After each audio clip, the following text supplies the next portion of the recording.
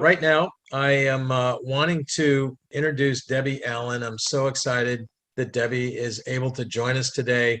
Debbie is the executive director of the Secular Coalition for America. Debbie became involved in the Freethought movement in 2007 after her search for non-religious, like-minded social justice advocates led her to local humanist and atheist groups in San Diego. She started a recovering from religion support group, a military association of atheists and freethinkers Meetup, a chapter of Americans United for Separation Church and State, and she volunteered as a camp counselor for Camp Quest West. Debbie has been the local coordinator of the San Diego Coalition of Reason since 2009, and she has served on the boards of the American Humanist Association, the Humanist Society, and the Freethought Equality Fund, PAC. Before becoming a secular activist, Debbie was a psychotherapist in private practice and a research associate in neuropsychology at UC San Diego Medical Center. So Debbie, welcome to our event. Thanks for being here. Well, thanks. And thanks for the introduction. And thanks so much for inviting me. And I got to say, it's so wonderful. I'm going to get all emotional. It's so wonderful to see so many people that I know from my days of activism in San Diego. Lots of group leaders here that I've spent time with and have been involved with. You're my people, and I need you, and I want you, and I love you. So hello. There's our website. You can find more things out about the Secular Coalition for America there. I hope that all of you are inspired by something to become an activist about the causes that you believe in. And this is somebody I took a snapshot of at the Women's March, the first Women's March. And at least we had one thing to be grateful to Trump for, is it really brought out a lot of activists, especially in our community. This is the thing that got me active. I grew up in San Diego. I'm a native, and this is Mount Soledad Cross on the top of Mount Soledad. It was erected in the early part of 1900s, and it was named a Christian cross, and it was a big wooden cross. It burned down a couple of times, but they rebuilt it, and finally this was built. It's quite large, and Easter services are held there every Easter morning. But you can see below that they have started to build or have built Veterans Memorial. So Pat Paulson was the original plaintiff for this cross, but unfortunately, not too long ago, about 5 years ago, they finally decided the case and they've allowed the cross to stay. So it was a poor decision in my mind, but it did inspire my concerns and activism in this area. Here's a picture of, as president of the local chapter of Americans United for Separation of Church and State, we had a big event up there one day under the cross. Here's a picture of kind of overlooking La Jolla shores, beautiful. And this is the speaker that AU provided for us. He was a minister and he came and spoke to us about separation of church and state. I did not know that there were organizations that lobbied about this issue until I ran into Americans United at a conference they were tabling. So always good to table if you have the opportunity. You will meet people that don't know you exist. Also, kneeling in front is Bruce Gleason. We are at the Creation Museum, and I wanted to send a thank you to Bruce for always being a great supporter of the San Diego organization, which was getting started around this time. Bruce brought a gang down to join us, and there's Bruce. He will do anything to make a point. He's a great activist, and he was a great teacher to me. And I would be remiss if at this moment I didn't mention Margaret Downey. I met Margaret at one of my first conferences. It was an AHA conference. She was there tabling about a unity conference, which inspired our first Reason rally. And Margaret has been a great role model for me. I didn't put any event in of yours today, Margaret, but of course you know how much you mean to me. This is what happened to me, though, at one of those conferences. Steve Raitt had invested a lot of money in our movement to help find opportunities for coalition among all the disparate local member organizations. And he said, if you can get 3 groups to get together in your area, I'll give you a billboard. Well, I went home from that conference and I found 10 groups. And believe me, I didn't know that 7 of them existed. And over a period of years, we grew to 19 cooperating groups within the San Diego Coalition of Reason. And this was our launch day. This was our big launch event in 2009. One thing led to another, and I ended up working for the Secular Coalition for America. This is the mission: to increase the visibility of and respect for non-theistic viewpoints in the United States, and to protect and strengthen the secular character of our government. This is our focus, and this informs everything we do, and we try not to stray too far from this. Of course, we're located in Washington, D.C., and living in D.C., there is never a dull moment. This is a photograph from that recent memorial called In America, Remember.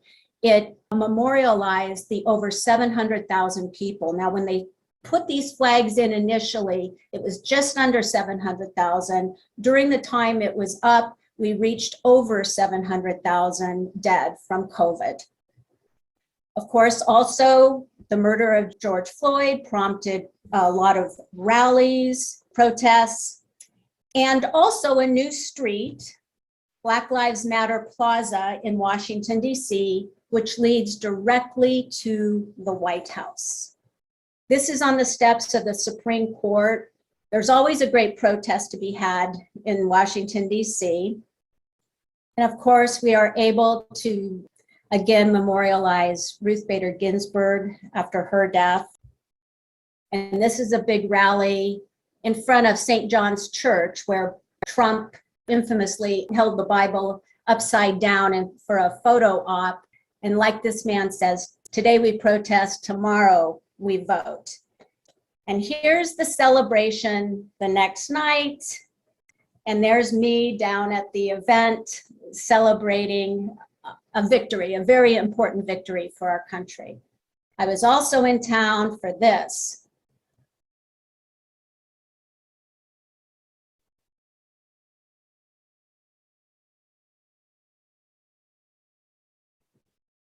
And this is a reminder that we must be ever vigilant.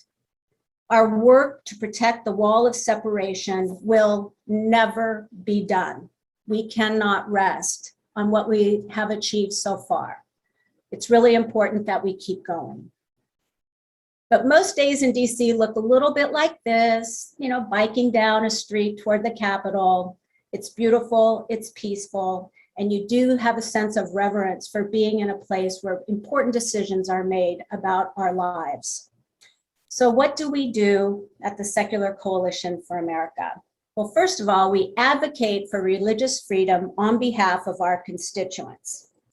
We represent 20 national organizations, hundreds of local secular communities, and we work with our allies in the faith community, combining the power of grassroots activism and professional lobbying to make an impact on the laws and policies that govern the separation of religion and government, or the improper encroachment of either on the other.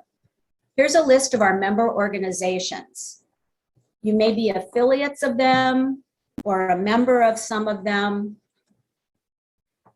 If you want to learn more about any of them, you can find links to every organization on our website. One-stop shopping, you can click on their name under member organizations. It will take you to a description of the organization as well as their website and a contact member for that organization. Our newest member is the Clergy Project.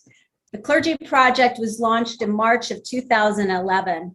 The mission is to provide support, community, and hope to current and former religious professionals who no longer hold supernatural beliefs. We're so happy to have them as our 20th member of the coalition. We're coming up on our 20th anniversary of a coalition, so that's kind of sweet. We lobby and educate members of Congress, their congressional staff, and the White House administration. We serve as a resource to Congress and Congress members on key issues that impact our mission. We are ensuring that your lawmakers are informed about how their votes and policies will support or undermine the separation of church and state and the lives of non-theists and religious minorities. We work with the Congressional Freethought Caucus and our Capitol Hill champions to advocate for the passage of legislation that supports a secular government and raises the profile of secular Americans and our secular values in Washington. Most importantly, I think, is that we convey to the government that as a secular American, you matter. Your beliefs deserve to be respected and your viewpoints recognized. One of the ways we do this is with an annual lobby day, which we did not have this last year because we were unable to meet in person. Lobby Day begins with a big party, a celebration. We give awards to Congress members and senators who come to speak to us. And here is Mandisa recognizing our founder, Herb Silverman. Again, we were founded in 2007 by Herb, who was really hoping that we could, one, have a lobbyist on the Hill, the first lobbyist ever for our community, and also that we could work together. And here's a close-up of us on the steps of the Capitol as we walk into the halls of Congress to lobby. 2 years ago, when we had our last live event, we focused on secular recovery, which I know we'll hear about later today. But secular recovery options are necessary and legally mandated alternatives to religious programs. This was a sea change for our movement, something that we always hoped for, but had no idea of when it could possibly happen. But in 2018, the Congressional Freethought Caucus was formed. It began as a forum of discussion for members of Congress who value and wish to uphold the separation between religion and government as enshrined in the Constitution. Their mission is to promote public policy formed on the basis of reason, science, and moral values, etc. I won't read the slide because of time. But having these members of Congress represent us on the Hill is critically important to our work going forward. Here's a list of the current members. Don Beyer is in red only because he's the most recent member. And here are the members in California: Jared Huffman, Zoe Lofgren, and Jerry McNerney. You may know some of these individuals. They've been incredibly supportive of us as a coalition. They support our sign-on letters, and we inform them about what issues matter to the larger secular community. Here's a picture of us at a Hill meeting with some of the members of the Congressional Free Caucus and some of the leadership of our coalition partners that live in the DC area. And during this meeting, we were having like a casual meeting, but we also brought in representatives who were fighting blasphemy laws, both here in the United States and abroad. We also empower secular individuals and communities across the nation to be active participants in our democracy. The single most powerful way that we can create change is by making sure that your lawmakers are hearing the voices of everyday voters who share our secular values. We equip our supporters and volunteers with the knowledge, training, and tools they need to make an impact and directly support our work in Congress. So who are secular voters?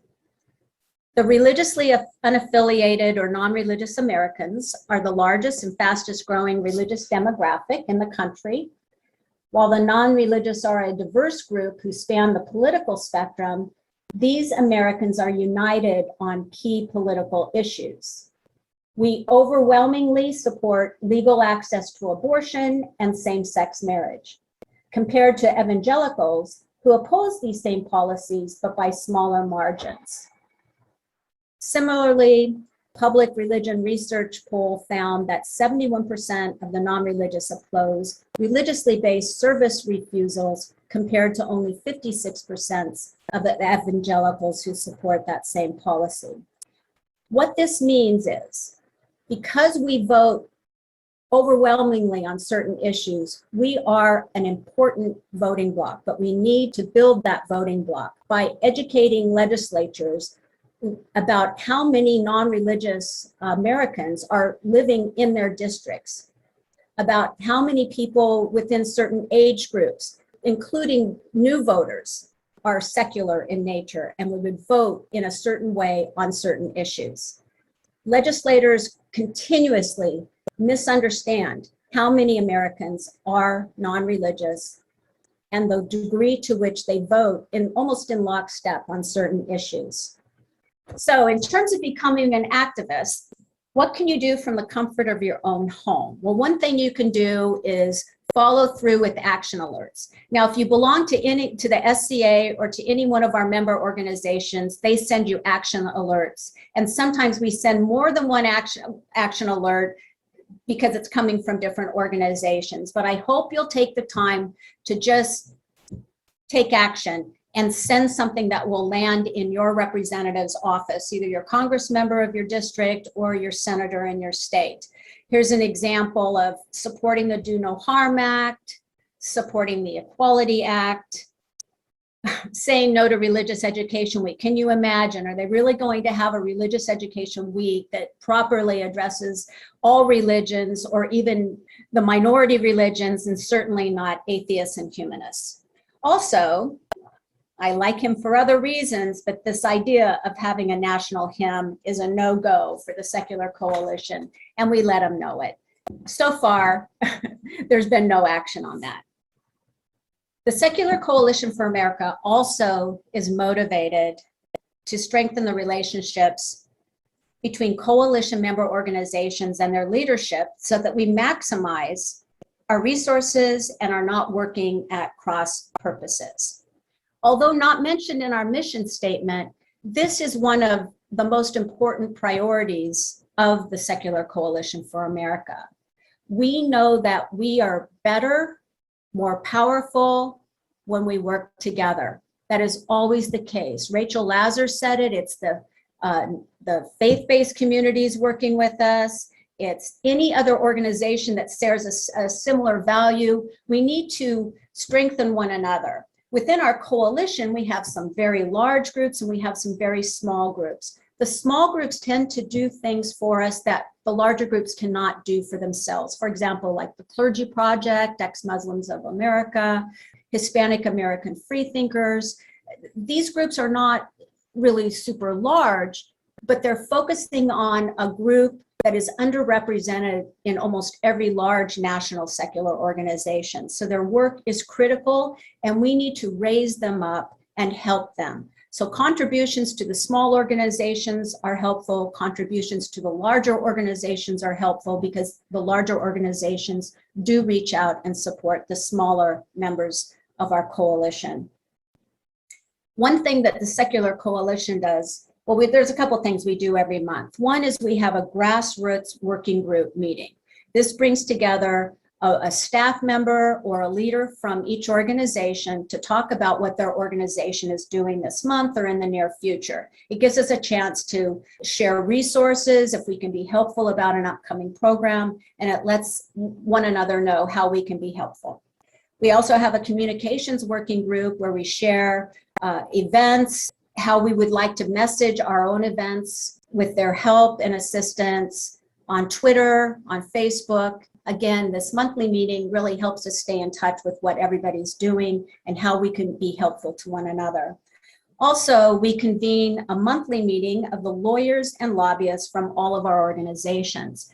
When we started in 2002, Secular Coalition for America was the only organization with a lobbyist, but now there are several professional lobbyists at a few of the organizations. We must work together, and together we also create a secular agenda which itemizes the important issues we're going to focus on and the strategies we're going to agree upon to get to the final conclusion that we desire.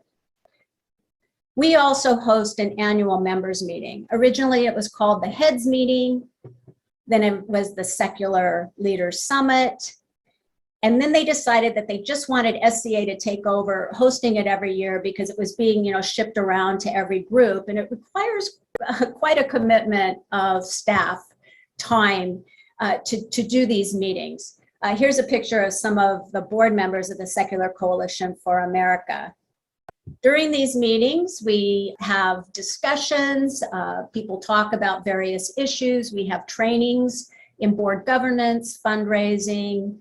We also have there's a picture of a group lobbying on the top right, and on the lower right, there's a picture of the lawyers of the group talking about the legal issues that are being addressed by organizations such as American Atheists, Center for Inquiry, Freedom from Religion Foundation, and American Humanist Association. And here's two lobbyists, Rachel from American Humanist Association and Mark Dan from Freedom from Religion Foundation, giving an update to the gathering about what the lobbyists are up to. And here's a picture of a group with Jamie Raskin following the members meeting, going to a meeting with Jamie Raskin. There also was one with Jared Huffman that day.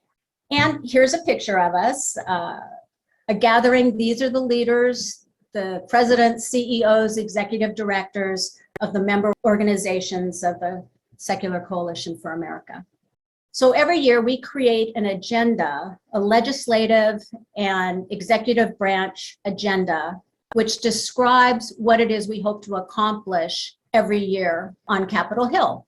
So for example, the contents include the top asks for the first 100 days, our legislative priorities, how we can support good legislation and defeat bad legislation, etc. You can go to our website and type in secular agenda for the 117th Congress and get your own copy of the agenda. We're trying to keep it updated. Somebody asked about any updates for the Do No Harm Act. Well, we do know that right now in the 117th Congress, we have 140 co-sponsors in the House and 31 in the Senate. It wasn't reintroduced into the Senate in this Congress until September 15th by Cory Booker, but it already has 31 co-sponsors. So we are making good progress on that. But as Rachel says, sometimes even though you have momentum on an issue, there's something else that's a little more pressing that needs to be addressed first, and timing is important. I won't go through all of these, but here are some of our legislative priorities. The Do No Harm Act, the Scientific Integrity Act is very important to our community, and in fact, good progress is being made. A lot of the executive orders from the Trump administration are being overturned, withdrawn, and we're getting scientists back into the Washington, D.C. area when they were kind of sent out of town for a while. Some of you might remember the Stop FGM, female genital mutilation, strengthening laws in that area. Every Child Deserves a Family Act. Rachel mentioned the family that was Catholic and couldn't foster a child. Unacceptable, the Equality Act, blasphemy resolution. And these are other priorities of the Secular Coalition and our partners. Again, building support for new legislation, increasing involvement in appropriations. We need to make sure that religious and faith-based services do not garner protections and funds that are not available to secular organizations. It's very important that we support judicial nominees that strongly support the First Amendment, but maybe even more importantly, it would be nice to see some representation in the judiciary of non-theistic Americans. There's no atheists on almost any court. And then again, we're repealing some of the executive actions of the Biden administration. This is bothering me now, and it was mentioned earlier. I was listening to an update on the Coronavirus Global Update podcast that I listened to. And this woman, who is a state representative in New Hampshire, says, "My beliefs are religious. I believe that my Creator endowed me with an immune system that protects me. And if I get sick, that's an act of God." You've all heard this. Oh my gosh, it drives us crazy. I looked this up earlier today. Only 58.7% of Americans are fully vaccinated. This kind of belief system kills people. So when we talk about what's the harm, this is an example of the harm. And we really need to help Americans understand the harm caused by religious freedom exemptions. Now, the Religious Freedom Restoration Act which was introduced by Chuck Schumer in 1993, was a great idea. Everybody liked it. It was widely accepted across the board. It was very bipartisan because people thought, very well-intentioned, that it was important to respect and protect the free exercise of religion, faith or no faith. Unfortunately, it's been misused, which is why the Do No Harm Act would amend RFRA. It just clarifies it, and it demands that RFRA is no longer used to inflict harm on other people or to deny them of their civil and human rights. Down at the bottom, you can see when it was introduced, et cetera. It was introduced in the House and then following that by Cory Booker in September. We were anxiously awaiting for him to introduce it again. It may or may not get a vote in the 117th Congress, but it has been introduced and there is a lot of support for this act. So to all the activists out there listening, what can you do? Because thinking is great. Doing is very important. And you can do these things. You can become an influencer. Share our information, share what we're doing in social media and in your own newsletters. Most all of us have Twitter feeds, Facebook pages, etc. If you're roaming around or just can make a habit of it, share the message. You've seen, I would imagine, the illustrations of what happens with a single tweet as it goes viral. One person shares to 10 people who share to 100 people, and it just can expand. So from the seat, you can make a huge difference in who knows about these issues. Connect with your legislators. You can do that through actions alerts. You can also meet locally or arrange virtual meetings in DC. It's always better if we can walk into an office or Zoom into an office with somebody from their district. They have to listen to that person. I might get a staff member and you might as well, but we are more likely to get attention and a meeting at all if we have a constituent from a particular district in the meeting. You can support our work and that of our coalition partners. Give what you can. No one can do everything, but everyone must do something, and we all can do something. Your time, your talents, your treasure. You can make a donation to the Secular Coalition, but we always ask that you consider the smaller organizations within our coalition and make a donation to them. They're doing good work, and every dollar matters. It really helps. And then, of course, the most important thing is that you vote and that you help other people vote and exercise this extremely important right. We do represent a significant voting bloc, but only if we vote and let our representatives know what we care about. So please do it loudly and often and make your voice heard. We are a small staff. These are the 4 full-time staff members. Other people that help us are consultants that work very limited hours. But this is myself, Andrew, our communications manager, Scott McConomy, who is our lobbyist, and Hua-An Huang. Well, she started as a student from Vietnam, but I think she's going to stay, and she is our donor engagement person and office manager. Here again is our website and my information and anything that I can do for you. I would love to hear from you and really think about scheduling a time with us to meet with your legislator. Thank you so much, Debbie. Let me ask you this, because you mentioned on the action alerts, for example, and I think all of us, are used to getting so many emails coming through, and sometimes, you don't know, what's really going to be effective. Can you just comment on how effective is it when we respond to an action alert? It matters. Scott McConomy worked for 2 senators. That's our lobbyist. He worked for 2 senators, and he, for many years, like over 15 years, and he understood what it meant when people picked up the phone or sent an email. They may not read your email. Let's be clear. They just don't have the time. But when you ding, ding, ding, ding, they assume that you are sending a note or making a call and that there's 20 other people that won't take the time. So they'll take every single action you take and multiply it by some factor that is meaningful to them.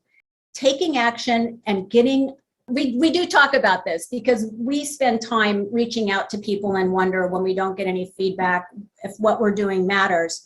But even if they're taking chicken scratches and noting how many phone calls they get or whatever, that number gets passed on to the member of Congress. And it will be compared to the people chiming in from a different angle or with a different point of view.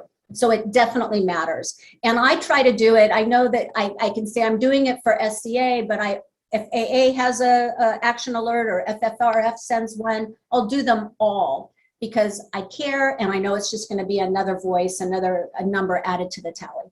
That's kind of my understanding too, is that, they just don't really hear that much from the constituents. So when they do hear, even though they may not read everything, it really does have an impact. That's my understanding. Yes. The last thing is that the Freethought Caucus that you mentioned, and we had some comments on it in the chat, to me is, like you said, it is a sea change. It is a landmark move that we finally have this kind of representation going on for us with our representatives. And it's only going to grow. And it has such an impact on so many areas, just the acceptability of being a non-religious person in office, especially. I would just think that it would really be in all of our best interests for us to particularly support those politicians that are members of the Freethought Caucus, and wondered if you have any comment on that. Well, I do, and you're reminding me of something I hope to ask you all today is one, send a thank you letter to each one of those offices and thank them for participating in this caucus. Most of them are religious observers or come from sort of a religious background that they identify with, because we want to support them for doing the right thing, whether they're religious or not. The other thing is we need Republicans. We only have House members because senators don't join many caucuses. But the House members, we don't have any Republicans. So if you are in a Republican district and would be willing to address this with your Congress member, please do. Excellent point. Thank you again so much for this awesome insight and also just everything that you are doing on behalf of all of us.